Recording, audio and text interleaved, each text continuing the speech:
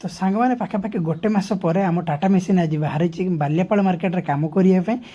तो कालू आज ड्राइविंग करके नहीं आसर मेसीन को आउ गोटे अन्य जन ऑपरेटर भाई को आज डकई आम मेसीन चलैया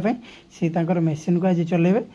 आउ मेसीन को ओल्ल आम मार्केट भीतर नहीं चलचु मार्केट भी बहुत जाम थी से आम पाल फाल टेक टुका मार्केट को धरिकी नहीं जाऊँ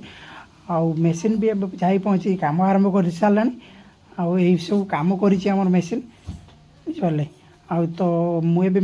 मेसीन को नापी भी पलि आसली ना कम सरीगला मेसीन नापी मुझे पलि आसी कि से ऑपरेटर भाई सी नहां घरे कौन प्रोब्लेम थी से पलैगले घर को मु किंतु बहुत डरी डरी डरी डरी हेले भी मेसीन को मत निजी को चढ़े नापी पड़ी किंतु मु आगु पाखापाखि 2 वर्ष पूर्व मेसीन एमती चलाऊ थाए कि मोर टच छाड़गलानी से मत बहुत डर लगुच